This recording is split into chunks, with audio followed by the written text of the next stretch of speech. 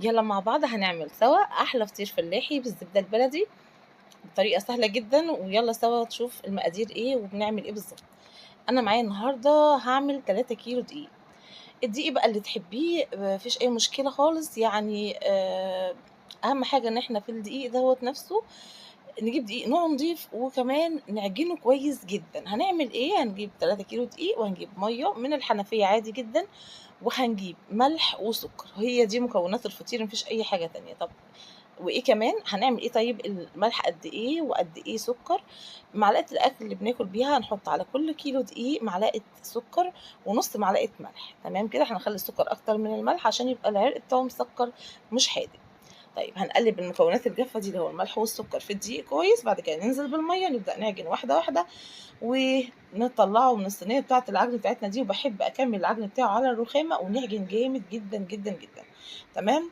أهم حاجة إن إحنا نعجن كويس. بعد كده بعد ما اتعجن كويس أوي هنحطه في بولة كده ونحط عليه نقطتين زيت، ونغطيه بالاسترتش وفوطة ونسيبه يستريّح حوالي نُص ساعة. لو سِبتيه ساعة كمان ما فيش أي مشكلة خالص، خلّيه يرتاح، كل ما يرتاح أكتر يبقى أفضل، بس مش أكتر من كده. ونبدأ نجيب صينية ونملاها زيت، نغرّقها بزيت. أهم حاجة الزيت يكون نوع نضيف علشان ما يخلّيش يعني الفطير بتاعنا يبقى ريحته حلوة، ما يبقاش فيه أي مشكلة بالنسبة للزيت. طيب نبدأ نعمل كِوَر كده قد قبضة الإيد أو أكبر شوية زي ما بتحدّديه، بس إحنا بالنسبة لنا الفطيرة بتاخد حوالي 4 كِوَر من دول، لو الكورة كبيرة شوية، ولو الكِوَر أصغر شوية وإحنا بنقطّعها هناخد كورة كمان يبقى 5 كور. نبدأ نكوّر كده الكور زي ما إحنا شايفين، ونبدأ نغرقها بالزيت يمين وشمال.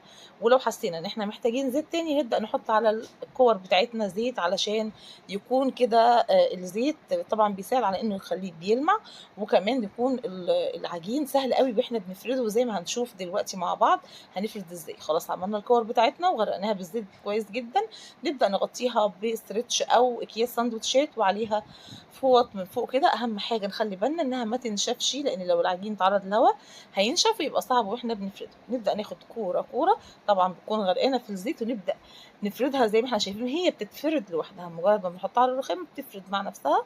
لو اتقطعت زي ما إحنا شايفين كده أو كمان أكتر من كده هتتقطع، ما فيش أي مشكلة خالص. كل دوّة ما بيأثّرش خالص في الفطير بتاعنا. وطبعًا بيكون معانا كيلو من الزبدة البلدي. أهم حاجة الزبدة البلدي في الفطير، وتكون زبدة مش سمنة متسيّحة، تمام كده. ونبدأ نمسك كورة، كورة نفردها ونغرّقها بالزبدة، ونبدأ نعملها ظرف ونركنها على جنب، وناخد الكورة التانية نفردها وبرضه نحط فيها زبدة كويس جدًا، نخلّيها كده غنية بالزبدة بتاعتنا.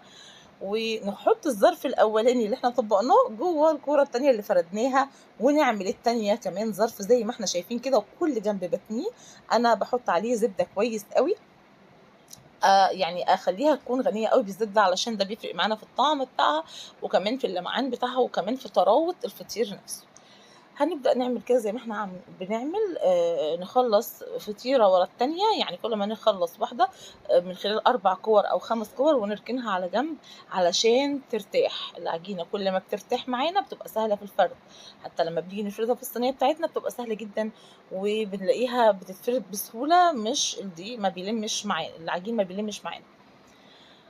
أدي فطيرة ورا التانية، ونبدأ يعني نخلّصهم ونركنهم، ونبدأ بعد كده إن شاء الله نجيب صواني تكون مفرودة زي ما هنشوف كمان شوية قدّامنا في الصورة، ونحط فيها نقطتين زيت كده، وننزل بالفطيرة ونسيبها في الصينية. طبعًا هنفردها شوية ونسيبها كمان ترتاح برضه، مش هندخّلها الفرن غير لمّا تكون مرتاحة خالص، تمام.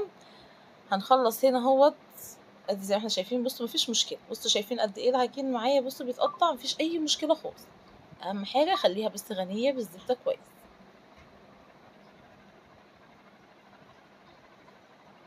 شايفين سهلة إزاي الفرد، شايفين إزاي بنقدر نعمل ظرف، فردنا وبتتفرد معانا بسهولة أوي، هي بتفرد لوحدها.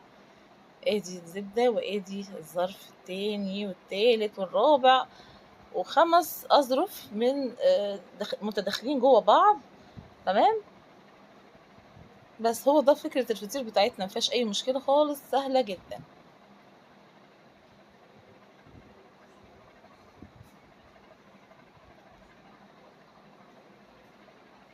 طبعًا هنا الصورة مش مبينة إن بقية الفطير مفرود الناحية التانية. اهو شايفين كده، شايفين اول فطيره انا سايباها بترتاح ازاي هناك، هي دي كلها بترتاح، كل ما بنسيبها بترتاح معانا عشان لما نيجي نفردها في الصينيه بتاعتنا. متقلقيش خالص من القطع اللي بيحصل ده وانا بفرد، مفيش اي مشكله خالص.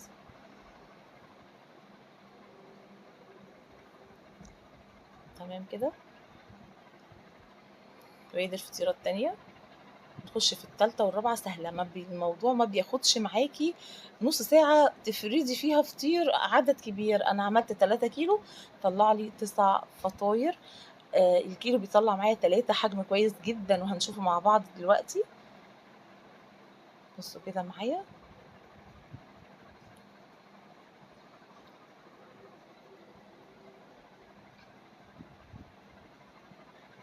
طبعا نخلي بالنا نكون واثقين قوي من الزبده البلدي اللي بنستخدمها، ما نجيبش زبده مغشوشه او تكون زبده مش كويسه، فطبعا هتاثر في الفطير بتاعنا. عايزين الفطير بتاعنا يكون بيلمع وطري وجميل، ده طبعا بيرجع للزبده بتاعتنا، هي الاساس هنا في الموضوع. ليها دور كبير طبعا معانا في الفطير بتاعنا، في الطعم وفي الريحه طبعا اللي بتقلب البيت جدا جدا. وبرضو هكلمكم في التسوية، لما نيجي نسوي لازم يكون فرن يكون حامي، بنشغل الفرن من تحت ومن فوق، الاتنين بيكون على اعلى درجة، لان الفطير ما بياخدش 10 دقايق في الفرن، يمكن اقل كمان. ان احنا بنستخدم الفطير الاول نحطه في الفرن من تحت، وبعد كده ما نبدا نلاقيه بينفخ معانا، بيتنفخ، بنبدا نطلعه فوق. بصوا هنا اهو بدأنا نحطه في الصينية اهي. بصوا بيفرد معايا، وهسيبها كمان ترتاح، انا فردتها كده اهوت مش للاخر، وهسيبه يرتاح شويه، لما اجي افرده تاني هلاقيه يعني بيتفرد اكتر معايا في الصينيه. واحط على وشه الزبده. تمام. ويا سلام بقى لو عندك قشطه بلدي واحطها على الوش مع الزبده، بيدي بقى وبيودي الفطير في حته تانية خالص. ادي اهوت بصوا معايا كده، دول اول 3 انا عملتهم. وبحط في الصينيه بتاعتي كل فطيره فوقيها كيس سندوتشات كده اهوت، راق من الاكياس، وفوقيها كل فطيره في فاصل كيس. وبعد كده بحط على وش الفطير الكيس واغطيها بالفوطه علشان يكون فطير طري معايا وسخن ويحافظ على طراوته. لازلت اهو مستمره وبكمل اهوت. شايفين الفطير بيفرد ازاي.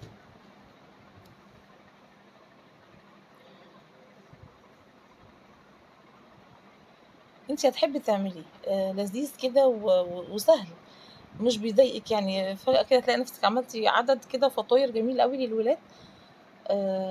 وتغيير كمان يعني، ان احنا نعمل الفطير الفلاحي كده بمنتهى السهولة في بيتنا، ده حاجة جميلة قوي تبسط ولادنا جدا جدا، وسهل اهوت اي حد ممكن يعمله بمنتهى البساطة والسهولة.